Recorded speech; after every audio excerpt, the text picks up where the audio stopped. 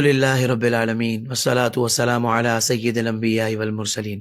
ناظرین کرام، السلام علیکم ورحمۃ اللہ وبرکاتہ۔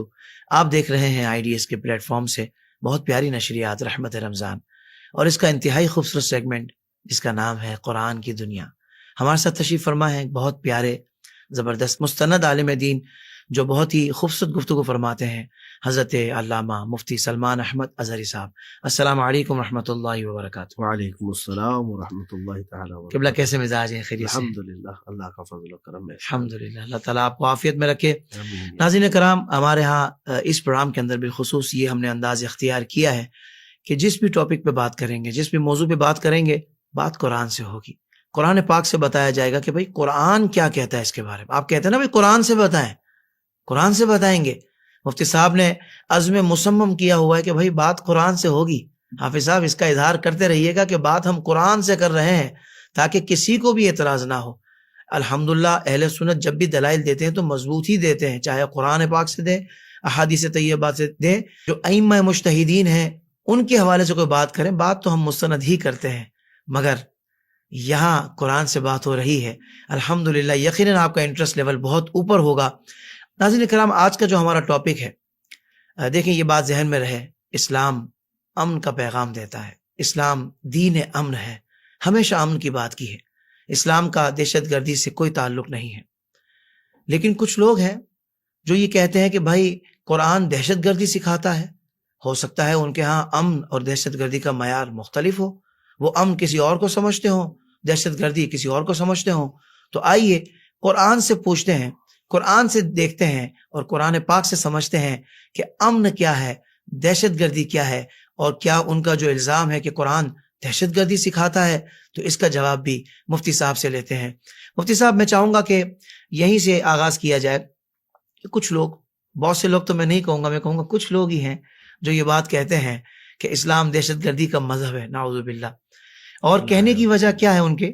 وہ کہتے ہیں کہ بھائی دیکھیں مسلمان کا جو مسلمان سے جھگڑے ہوئے ہیں، اور ایک مذہب والے کے یعنی اسلام کے دین اسلام کے ماننے والوں کے دیگر مذاہب سے جو جنگیں ہوئی ہیں، معاملات ہوئے ہیں، تو دیکھیں یہ بات تلوار والی آ گئی، یہ تو جہاد والی بات آ گئی، تو اس کو دہشت گردی سے جوڑتے ہیں۔ تو میں چاہوں گا حضرت کہ آپ ارشاد فرمائیے کہ جہاد کا کانسیپٹ کیا ہے، دہشت گردی کا کانسیپٹ کیا ہے، اور قرآن اس کے بارے میں کیا تعلیم دیتا ہے؟ الحمدللہ وکفا وسلام علی حبیبہ المصطفیٰ، اما بعد فاعوذ باللہ من الشیطان الرجیم، بسم اللہ الرحمن الرحیم۔ اللہم صل علی سیدنا محمد وآلہ وصحبہ وبارک وسلم صلاۃ دائمۃ سرمدا ابدا۔ بہت ہی حساس موضوع ہے یہ، یقیناً، بلکہ پوری دنیا آج اسی کے ارد گرد بحث و مباحثے میں مصروف ہے۔ دہشت گردی کا یہ لفظ جو ہے، پہلے اس کو سمجھنے کی ضرورت ہے، جس کو الگ الگ زبانوں میں جیسے ٹیررزم کہا گیا ہو، یا پھر ہمارے ہندوستان میں اس کو آتنکواد کہا جاتا ہے، تو ہے تو ایک ہی چیز ہی، زبانوں میں مختلف انداز سے جو ہے کہا گیا ہے۔ سب سے پہلی چیز اس کی ڈیفینیشن آج تک کوئی ہمیں بتا دے کہ تمہارے نزدیک معیار کیا ہے دہشت گردی کا، جبھی تو ہم سمجھ پائیں گے کہ کون سی چیز دہشت گردی میں آتی ہے اور کون سی نہیں آتی ہے۔ تو دنیا میں الگ الگ انداز سے انہوں نے اس کی تعریفیں کی ہیں۔ دہشت گردی کی بعض لوگوں نے یہ تعریف کی ہے کہ وہ ایسا شخص جو دہشت پھیلاتا ہو، لوگوں کو ناجائز طریقے سے خوف میں رکھتا ہو۔ تو یہی تو ہو گیا کہ دہشت یعنی دہشت میں ڈالنا، خوف میں ڈالنا، کسی کی جان لے لینا، یا کسی کو کڈنیپ کرنا، یا ناحق کسی کا راستہ روکنا، یہ ساری چیزیں دہشت گردی میں آتی ہیں۔ لیکن پھر بھی میں کہتا ہوں کہ دنیا کے پاس پوری ڈیفینیشن آج بھی موجود نہیں ہے۔ صحیح۔ خیر، اب آپ نے جو سوال کیا ہے کہ اسلام سے دہشت گردی کو جوڑا جاتا ہے یا قرآن سے جوڑا جاتا ہے، تو یہ آج کی بات نہیں ہے، یہ کافی سالوں سے اس کو شاطر قسم کے لوگ، ظالم قسم کے لوگ، جنہوں نے اسلام کو ٹارگٹ نمبر 1 پر رکھا ہے، وہ یہ پروپیگنڈے پھیلاتے ہیں۔ اس طرح کے پروپیگنڈے جو ہے مکہ میں بھی پھیلائے گئے تھے جب رسول کریم صلی اللہ تعالیٰ علیہ وسلم نے دعوت و تبلیغ شروع فرمائی تھی۔ پروپیگنڈوں کی دنیا جو ہے بہت پرانی ہے، لیکن حقیقت جو ہے اللہ تبارک و تعالیٰ لوگوں کے بندوں کے دلوں میں ڈال دیتا ہے. کیا وجہ ہے کہ پوری دنیا آج کرنٹ میڈیا، پرنٹ میڈیا سارا استعمال کر کے اسلام کو اس قدر برا چہرہ پیش کرنے کی کوششیں کی جو پچھلے 100 سالوں سے میں آپ کو یہ کہہ رہا ہوں. باوجود اس کے اینالائز کرنے والے یہ بھی بتاتے ہیں کہ سب سے زیادہ پھیلنے والا، نشر ہونے والا اس روئے زمین پر کوئی دین ہے تو اسلام ہے. کیا بات ہے آج بھی. سبحان اللہ سبحان تو تم نے تو اپنی پوری طاقتیں لگا دی، ایڑی چوٹی کا زور لگایا، لیکن اس کے باوجود اسلام دلوں کے اندر گھر کر رہا ہے. کیونکہ پروپیگنڈا زیادہ دن تک نہیں چل سکتا. جاہلوں کو یہ بیوقوف بنانے کے لیے استعمال کیا جا سکتا ہے، لیکن ایک سینس رکھنے والا اور ایک دل کی دنیا کو بیدار رکھنے والا جب پڑھتا ہے تو وہ اسلام کا شہدا ہی ہو جاتا ہے. کیا بات ہے، واہ واہ. ظاہر سی بات ہے اب ہم کو آگے بتانا ہے آپ کو کہ کیا حقیقت میں ایسا ہے یا پھر کچھ باتیں ایسی ہیں جن کی وجہ سے یہ پروپیگنڈا پھیلایا جاتا ہے. دیکھیں، جتنے پروپیگنڈا پھیلانے والے ہیں اسلام کی سے دہشت گردی کو جوڑ کر یا قرآن سے دہشت گردی کو جوڑ کر، ان کے پاس جو دلیلیں ہیں نا وہ یہی ہیں کہ جنگوں کے جو تذکرے آئے ہیں، منافقین کے سلسلے میں جو سختیاں آئی ہیں، مشرکین کے حوالے سے جو معاملات آئے ہیں، لیکن ان کو اس کے بیک گراؤنڈ سے کوئی لینا دینا نہیں ہے کہ آیتیں کب اتری تھی، ان کا پس منظر کیا تھا، کون سے حالات تھے. اس سے ان کو کوئی بحث و مباحثہ نہیں. وہ آیت لیں گے، کوٹ کریں گے اور کہیں گے قرآن یہ سکھاتا ہے. صحیح کہ قرآن میں ہے کہ جہاں مشرکین کو پاؤ قتل کر دو، جہاں کفار کو پاؤ قتل کر دو. اس کا سینیریو کیا رہا ہے، اس کا بیک گراؤنڈ کیا رہا ہے، اس سے ان کو کوئی بحث نہیں. کیونکہ اسلام کی شروعات میں رسول کریم صلی اللہ تعالی علیہ وسلم نے جب تبلیغ شروع فرمائی، میں چیلنج کے ساتھ کہتا ہوں 13 سال حضور پاک صلی اللہ علیہ وسلم نے مکہ میں دعوت اسلام پیش فرمائی. 13 سال، ٹوٹل 23 سال ہے جو حضور اکرم صلی اللہ تعالی علیہ وسلم کے اعلان نبوت سے لے کر آپ کی وفات تک حضور کی زندگی میں جو دعوت اسلام ہے وہ 23 سال ہے. صحیح. لیکن اس کا زیادہ حصہ 13 سال مکہ میں گزرا. صحیح. لیکن میں چیلنج کے ساتھ کہتا ہوں ایک بھی جنگ مجھے مکہ میں بتا دیں رسول پاک صلی اللہ تعالی علیہ وسلم نے تلوار اٹھائی ہو، صحابہ نے تلوار اٹھائی ہو، جبکہ اتنے ظلم ہوئے ہیں وہاں پر، اتنی ایذائیں ہیں کہ جن کو آج یہ ظالم نہیں بیان کرتے. یہ اسلام کو دہشت گردی سے جوڑنے والے، قرآن کو دہشت گردی سے جوڑنے والے کبھی یہ بات بتائیں کہ بلال حبشی کو جو انگاروں پر سلایا جاتا تھا وہ کیا تھا؟ حضرت خبیب ابن عدی کی ناک کاٹ دی گئی، ہونٹ کاٹ دیے گئے، کان کاٹ دیے گئے، آنکھوں میں سلائیاں پھیر دی گئی، ناخنوں کو پکڑ سے کھینچا گیا. یہ کیا تھا؟ یہ کیا تھا؟ کیا مومنین کی طرف سے جنگ بھڑکائی گئی تھی؟ یہ سب جو یہاں 13 سال تک ہوتا رہا.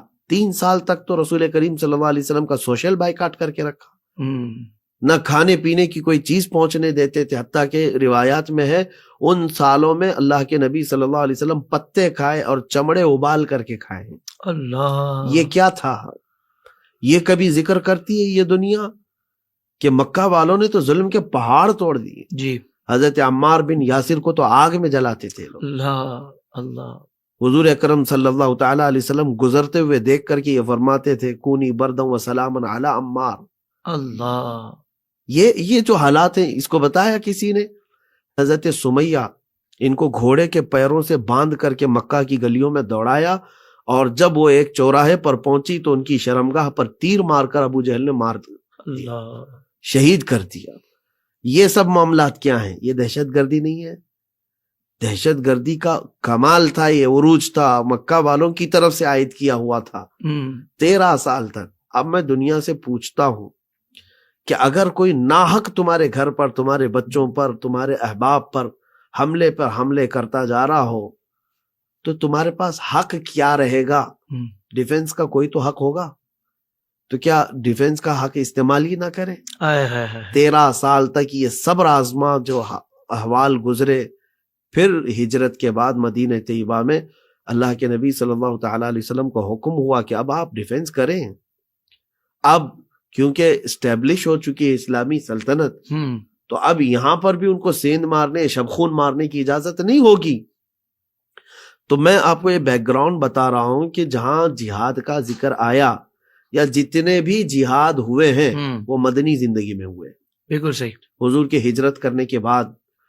کیونکہ چلیے میں آپ کے سامنے یہ بات رکھتا ہوں, مکہ میں حضور پاک صلی اللہ تعالی علیہ وسلم تبلیغ فرما رہے تھے, کفار کو برا لگ رہا ہے, مشرکین کو برا لگ رہا ہے.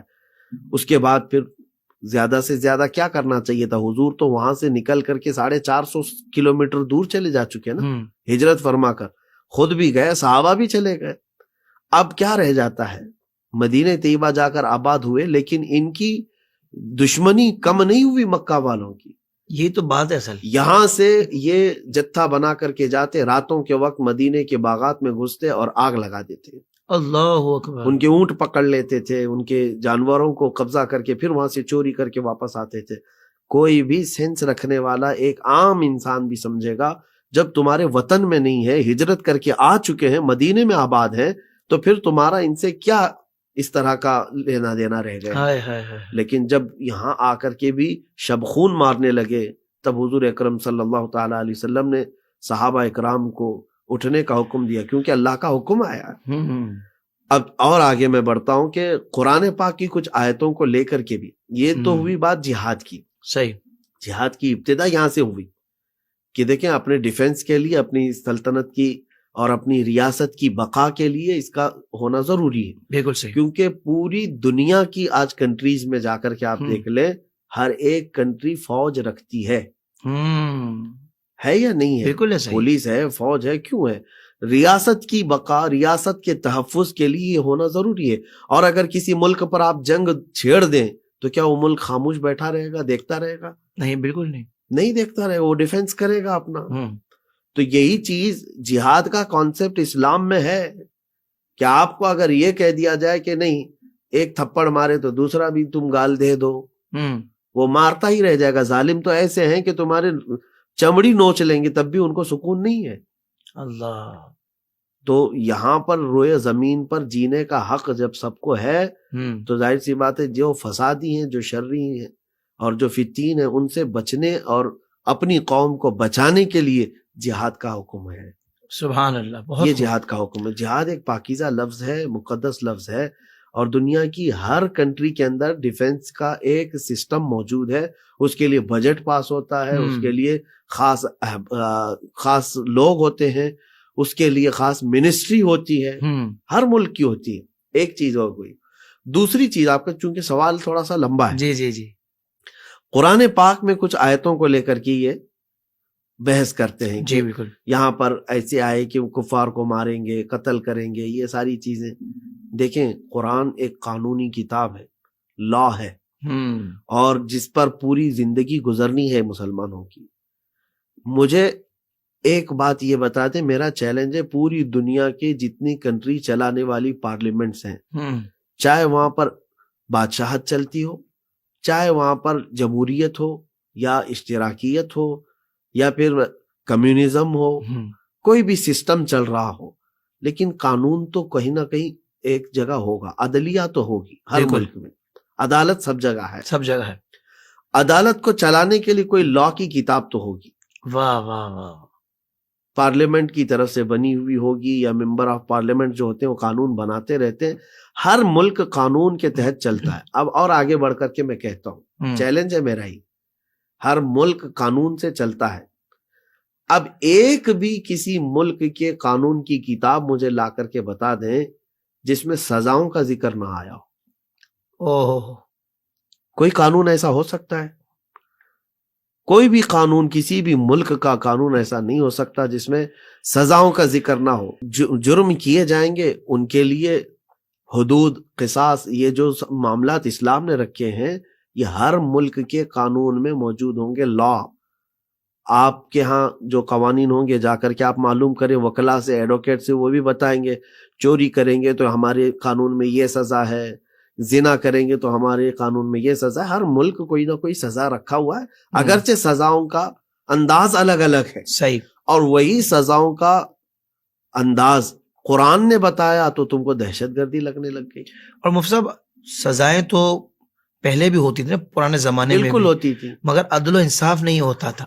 قرآن نے جو سزاؤں کا قانون بھی دیا تو عدل و انصاف کے ساتھ دیا. بالکل بالکل یہ کمال بات ہے نا. یہ کمال کی بات ہے. اچھا، اور ایک بات میں آپ کو بتا دوں، یہ تو اب کی صدیوں میں یہ دہشت گردی کا لفظ آیا ہے اور تم جوڑ رہے ہو، اور جن کے زمانے میں قرآن اترا تھا ان کفار و مشرکین میں سے کبھی کسی نے نہیں کہا کہ قرآن دہشت گردی سکھاتا ہے جی یا خوف دلاتا ہے یا ڈر سناتا، یعنی لوگوں کے اندر ہیبت طاری کرتا ہے، زور زبردستی. کوئی ایک کافر کی طرف سے یا نان مسلم کی طرف سے ایسی بات نہیں آتی تھی. ہاں یہ اور بات ہے، وہ کہتے تھے کہ جادوگری ہے، شعر ہے، کہانت ہے، فلاں فلاں، لیکن یہ الفاظ نہیں تھے کہ قرآن جو ہے غیر عدل کا حکم دیتا ہے. بلکہ مفتی صاحب بڑے جو منافقین تھے وہ تو قرآن پاک سننے کے لیے پہنچ جایا کرتے تھے، ایسی بالکل، روایتیں بھی ہیں. مشرکین جی مشرکین کی بات ہے، جی جو نان مسلم تھے وہ قرآن کی حلاوت کو سمجھتے تھے. جی مشرکین. اب یہاں پر جو آیتیں آئی ہیں تو اس کا کانسیپٹ میں سیدھی سے بتا رہا ہوں. ہر آیت کو الگ کرنے کے لیے اگر تفصیل کے ساتھ میں بتاؤں یہ آیت کیوں آئی، یہ آیت کیوں آئی، تو سب کا شان نزول بھی مجھے بتانا ہوگا. آلریڈی میں نے اس پر بیان بھی کیا ہوا ہے، وہ ہمارا بیان موجود ہے.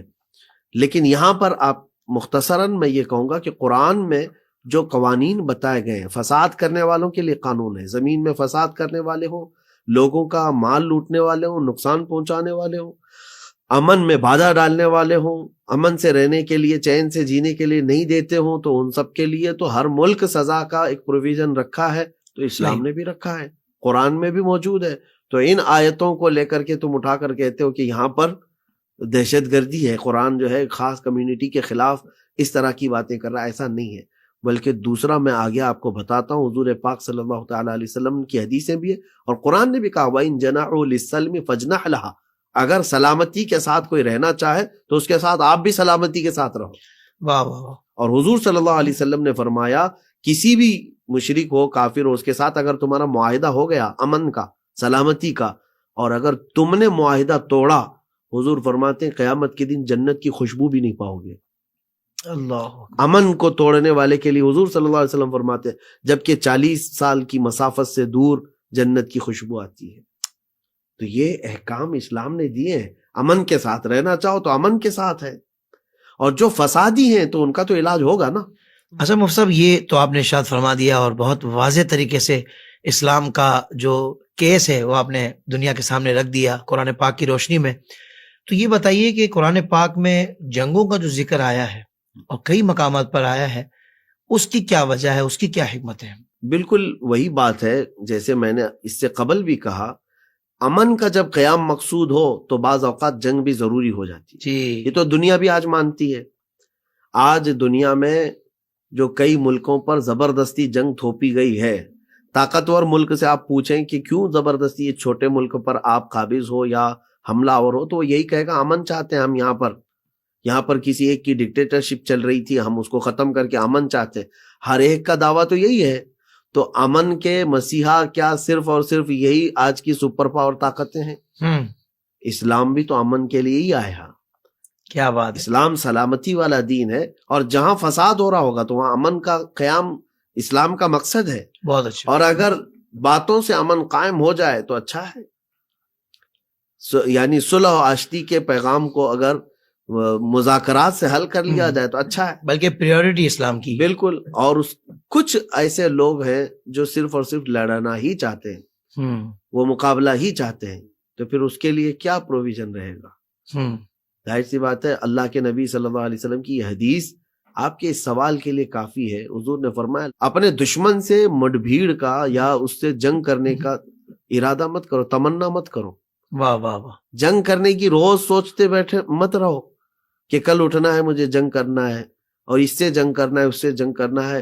دشمنوں سے جنگ کی تمنا مت کرو، یہ حضور کا فرمان ہے. صحیح. لیکن آگے حضور صلی اللہ علیہ وسلم نے فرمایا اور اگر تم پر مسلط کر دی گئی تو پیٹ پھیر کر بھاگنا بھی مت. اللہ اکبر. اب قدم جمائے رکھو، اللہ کی مدد آئے گی. تو یعنی ہم پر مسلط کر دی گئی ہوں تو پھر اس پر حضور پاک کا فرمان ہے کہ ثابت قدم رہنا. اب میں آپ کو بتاتا ہوں جن جنگوں کے متعلق آپ نے پوچھا ہے یہ سب مومنین پر مسلط کی ہوئی جنگیں تھیں. صحیح. قرآن پاک میں جو جنگوں کا احوال آئے ہیں، ذکر آئے ہیں، یہ سب مدنی زندگی میں ہے. اب دیکھیں ایک بہت اچھی بات میں آپ کو بتاتا ہوں کہ آپ کا شہر جہاں ہے اور میرا شہر کافی دور ہے. اگر دو شہروں کے درمیان مقابلہ ہوا، اس شہر والے نے اس شہر والوں سے مقابلہ کیا ہے، جنگ ہوئی ہے، آپ کے شہر کے ارد گرد جنگ لڑی گئی ہے، تو کیا کہا جائے گا کہ آپ لڑنے گئے تھے کہ وہ لوگ آئے تھے؟ وہی آئے تھے، پھر تو آپ کے پاس آئے تھے. جی. اور اگر اس شہر کے قریب جنگ ہوئی ہے تو یہ کہا جائے گا کہ آپ لوگ وہاں گئے تھے. بالکل صحیح. اب ان جنگوں کے آپ لوکیشن کو معلوم کر لیجئے، بدر کہاں لڑی گئی، احد کہاں لڑی گئی، خندق کہاں لڑی گئی. یہ ساری جنگیں مدینے کے اطراف میں ہیں، یعنی سب ان کے اوپر حملہ آور ہوتے تھے، ان پر جنگیں مسلط کی جاتی تھی، تب یہ ڈیفنس بھی کرتے تھے. بالکل صحیح. ہاں کچھ جنگیں ایسی ہیں جس کو کہا جاتا ہے نا کہ وقت سے پہلے ہی تحفظات، پہلے سے وہاں منصوبہ بندی ہو رہی ہے صحیح ساری چیزیں، تب ان کے لیے پہلے ہی سے جا کر کے صحابہ اکرام نے راستہ روک لیا ہے کہ یہ یہاں تک پہنچنے نہ پائیں. جیسے تبوک کا ہوا، خیبر کا ہوا، ان کی سازشیں جب تش تش بام ہو گئیں تو صحابہ اکرام خود نکل پڑے حضور پاک کی معیت میں اور ان کو وہیں پر روک دیا. اور یہ بھی کامن سینس ہے، عقل میں آنے والی بات ہے. اگر جیسے آپ کے گھر میں اب جو پانی آتا ہے وہ چھوٹی پائپ سے آتا ہے، یا سمجھ لیں آپ لوگ نارمل زندگی گزار رہے تھے جہاں جھیل ہے یا ڈیم ہے، اگر کسی نے کہا کہ وہاں سے جو ہے ایک گیٹ کھل گیا ہے اس کا یا سوتا پھٹنے والا ہے، تو آپ کی عقل مندی اور دانائی یہ نہیں ہے کہ آپ اپنے گھر کے ارد گرد اینٹ لگا دیں گے کہ نہیں پانی آئے گا تو یہاں نہیں آئے گا اندر. یہ نہیں، بلکہ عقل مندی یہ ہے کہ آپ خود وہاں چلے جائیں ڈیم پہ جہاں دروازے میں سوراخ ہو رہا ہے یا پھوٹ رہا ہے، ارے میاں اس کو بند کریں، ہم بھی بچیں گے اور دوسرے بھی بچ جائیں گے. بہت اچھے.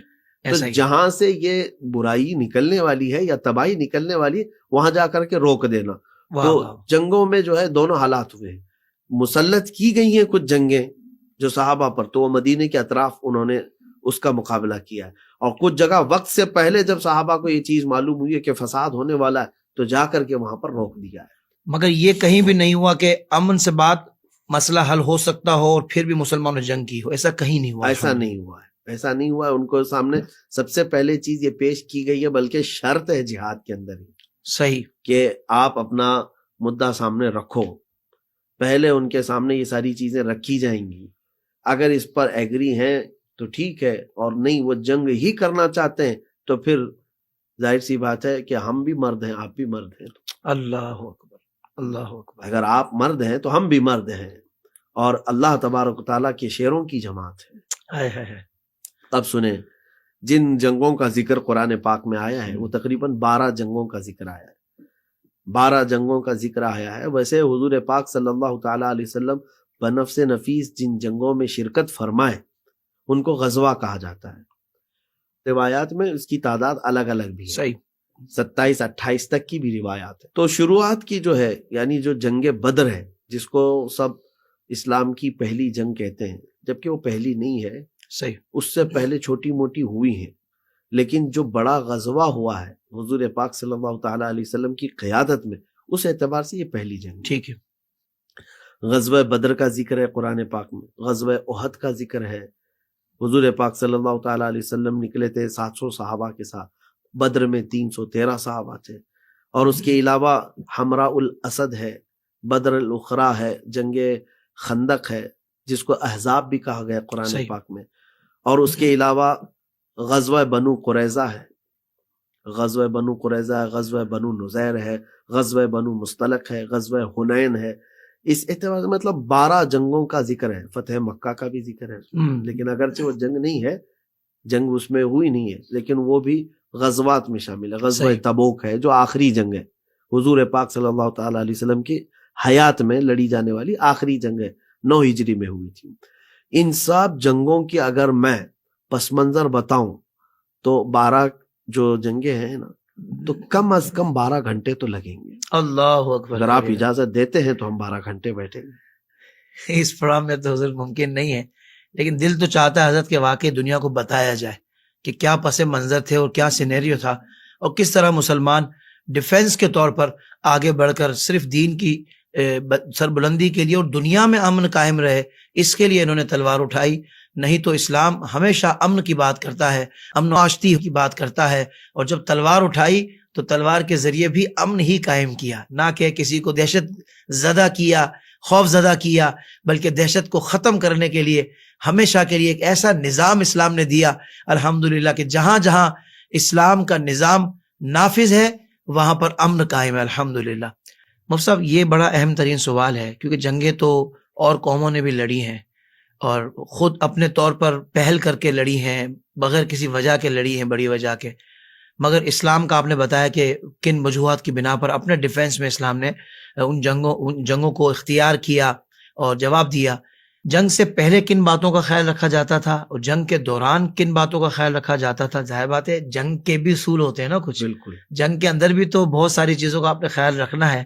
تو میں چاہوں گا اس بارے میں بتا دیں تاکہ دنیا کو یہ بھی کلیئر ہو جائے کہ بھائی جب اسلام کے لیے جنگ لڑی جاتی ہے تو اس کا انداز یہ ہوا کرتا ہے. لیکن قطع کلام کی معافی، میں آپ سے یہ بھی کہوں کہ اب دنیا کے سامنے جنگ کے اصول ہی نہیں رہ گئے. اب دنیا میں طاقت اور دولت کی زبان چلتی ہے. اللہ، جس کی طاقت کا شہرہ ہو، جو سپر پاور ہو، اس کو نہ جنگی اصولوں کا کچھ لحاظ رکھنا ہے، نہ جنگی جرائم کے سلسلے میں ان پر کوئی کارروائی ہونی ہے، کچھ نہیں چلتا ہے. لیکن آپ جو کہہ رہے ہیں بالکل صحیح بات ہے کہ جنگوں کے اصول پہلے بھی ہوا کرتے تھے، آج بھی ہیں. اس وقت جنگوں کے اصول جو تھے ان کو بھی اسلام نے ختم کیا. جیسے جنگ کرتے ہوئے اگر مخالف قوم کی طرف سے جو قیدی گرفتار ہو کر کے آتے ہیں فاتح قوم کے پاس، تو اصول تو یہ تھا کہ ہر قیدی کی گردن ماری جائے. صحیح. لیکن اسلام نے اس اصول کو ہی ختم کر دیا. اللہ اکبر. نبی پاک صلی اللہ تعالی علیہ وسلم کا واضح فرمان ہے کسی بھی قیدی کو قتل نہیں کیا جائے گا، نہیں مارا جائے گا. اب وہ قید ہو کر کے تمہارے ہاتھ میں آیا ہے تو اس کو قتل نہیں کیا جائے گا. صحیح. اور جنگ بدر میں دیکھیں 70 قیدی حضور پاک صلی اللہ علیہ وسلم کے دربار میں لائے گئے تھے، اور حضور اکرم صلی اللہ تعالی علیہ وسلم نے ان کے متعلق مشورہ صحابہ سے فرمایا بھی. تو حضرت صدیق اکبر رضی اللہ تعالیٰ عنہ کے مشورے پر یہ عمل ہوا تھا کہ آپ نے فرمایا تھا کہ ان کے پاس اگر فدیہ ہو تو لے کر چھوڑ دیا جائے. تو ان کو فدیہ لے کر کے چھوڑا گیا. لیکن جس کے پاس کچھ مال نہیں تھا ان کو یہ آپشن دنیا میں پہلی مرتبہ یہ سسٹم لایا ہے حضور پاک صلی اللہ علیہ وسلم نے کہ اگر کوئی فن جانتے ہو تو میرے 10 صحابہ کو وہ فن سکھاؤ اور آزاد ہو جاؤ. اللہ اکبر. واہ واہ واہ. جنگوں میں کوئی تعلیم کا اور فن کے حصول کا سوچ سکتا ہے؟ ہائے ہائے ہائے. لیکن یہ نبی رحمت صلی اللہ تعالی علیہ وسلم ہے. ان قیدیوں کو یہ آپشن دیا گیا تھا کہ تم میں سے اگر کوئی ایسا فن جانتا ہو جو مدینے والے نہیں جانتے، 10 صحابہ کو سکھاؤ اور آزاد ہو جاؤ. سبحان اللہ. تو یہ اصول ہیں. اور اس کے علاوہ جو ہے جب نبی کریم صلی اللہ تعالی علیہ وسلم جہاد پر صحابہ کو بھیجتے تھے تو 6 سے 7 اصول جو ہے صحیح احادیث پاک میں موجود ہیں جو متفرق ہیں. میں آپ کو اس کو ملا کر کے مفاہیم عرض کرتا ہوں کہ سب سے پہلی بات نبی کریم صلی اللہ علیہ وسلم یہ فرماتے کہ اگر تمہارا مخالف قوم سے کوئی معاہدہ ہو جائے تو معاہدہ ہرگز نہیں توڑنا. صحیح. اس کو بددیانتی کہا گیا ہے. اللہ. اور حضور نے فرمایا معاہدہ توڑنا اتنا بڑا گناہ کہ جنت کی خوشبو نہیں پاؤ گے. اللہ. اور حضور اکرم صلی اللہ تعالی علیہ وسلم کے اب آگے کے فرامین کہ اب تم تلوار اٹھا رہے ہو تو تلوار کے بھی حقوق ہیں. واہ واہ واہ. حضور اکرم صلی اللہ علیہ وسلم کا فرمان کسی بوڑھے کو نہیں مارنا، کسی بچے کو نہیں مارنا، کسی عورت کو نہیں مارنا. اللہ اکبر. اور اس کے علاوہ تو خاص فرمان تو یہ ہے کہ جو اہل جنگ ہے بس ان سے مقابلہ کرنا، جو جنگ سے ریلیٹڈ نہیں ہے ان سے کوئی بات نہیں کرنا. صحیح. کیا یہ ان اصولوں پر آج کی جنگیں ہوتی ہیں؟ کہاں ہوتی ہیں حضور. اب تو اسی وجہ سے میں اکثر یہ کہا بھی کرتا ہوں کہ زمانہ نبوی میں جو جنگیں ہوئی ہیں نا، حیرت ہوگی حافظ صاحب آپ کو کتنے لوگ قتل ہوئے تھے پتہ ہے؟ 250 کے آس پاس لوگ قتل ہوئے ہیں. اب آپ کو میں بتاؤں یہ تو 10 سالوں کے اندر لڑی جانے والی جنگوں کا ذکر میں کر رہا ہوں جس میں 250 کے آس پاس لوگ قتل ہوئے. اور اب کی دنیا کی طاقت کے پاس آپ آئے. اب کیا آپ فرسٹ ورلڈ وار کی تاریخ پڑھیں جس میں 3 کروڑ لوگ مارے گئے. اللہ اکبر. سیکنڈ ورلڈ وار میں 5 کروڑ کے قریب لوگ مارے گئے. کروڑ کی بات کر رہا ہوں، 1000 بھی نہیں، لاکھ بھی نہیں. تو یعنی انسانوں کی زندگی کی کوئی ویلیو ہی نہیں ہے. اور یہ امن کے چیمپئن بنے اور یہ امن کے بڑے علم بردار ہیں. اللہ. اور آج فی زمانہ جو چیزیں چل رہی ہیں اس میں آپ دیکھیں 20,000 نہتے فلسطینیوں کا قتل ہو گیا. اللہ. دنیا اس کو دہشت گردی نہیں کہتی ہے. اور اس میں سے تقریباً 8,000 بچے ہیں. 8,000 بچے ہیں. وجوہات جو بھی رہی ہوں ان لوگوں کے لڑائیوں کی جنگوں کی جو بھی وجوہات رہی ہوں گی, جیسے آج معاملات ہے کہ انہوں نے پہلے اٹیک کیا, ہم اس کے ڈیفنس میں یہ کر رہے ہیں, اور ڈیفنس کے نام پر جب تم کو ڈیفنس کا اتنا بڑا حق حاصل ہے کہ تم 20,000 نہتے لوگوں کو مار سکتے ہو, اور جنہوں نے اٹیک کیا ان کو تو پکڑے ہی نہیں تم. مقاصد کچھ اور ہوں گے نا. یہ تو سوال آج اسرائیل کی عوام بھی کر رہی ہے کہ جن کے لیے جنگ چھیڑی گئی وہ کہاں ہیں؟ وہ تو ختم ہی نہیں ہوئے. لیکن ان کے آڑ میں 8,000 بچے جو ابھی کھلے بھی نہیں تھے, تم نے ان کی زندگیاں چھین لی. اللہ. اور حافظ صاحب حیرت کی بات ہے کہ دنیا کیا اس کو اب بھی دہشت گردی نہیں کہتی. مارے گئے سو مارے گئے. جن بچوں کا قتل ہو گیا وہ شہادت کی موت چلے گئے.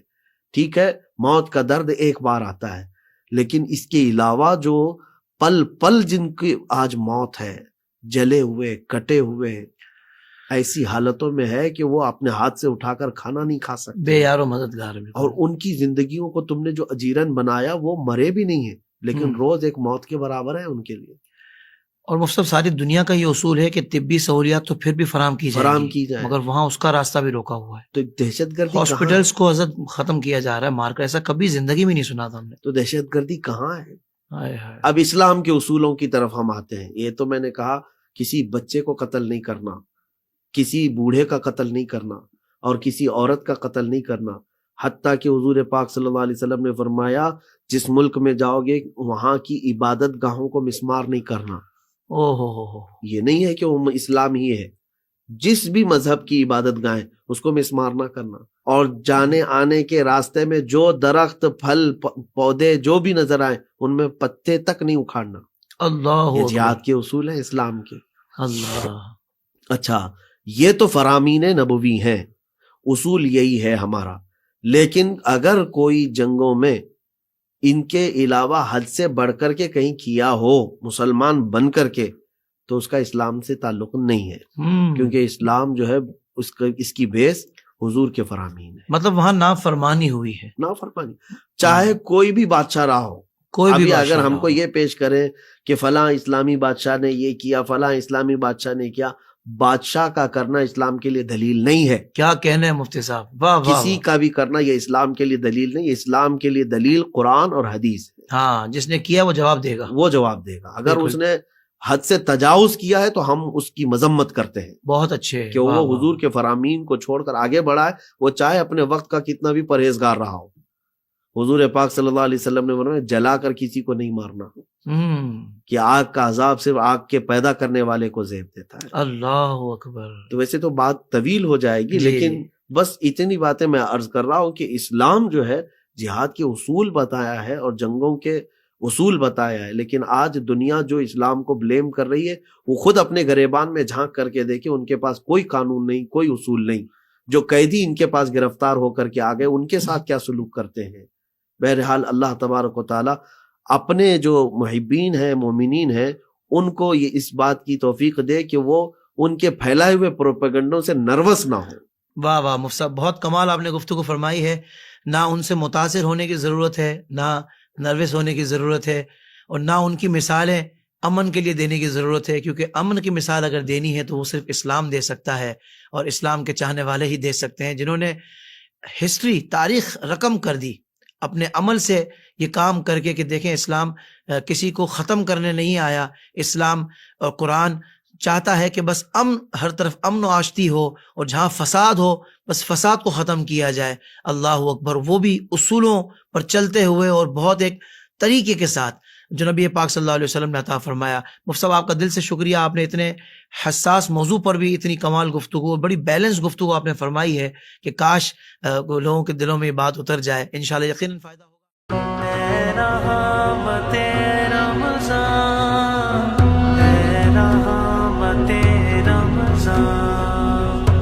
رمضان کے مہینے میں سارے روزے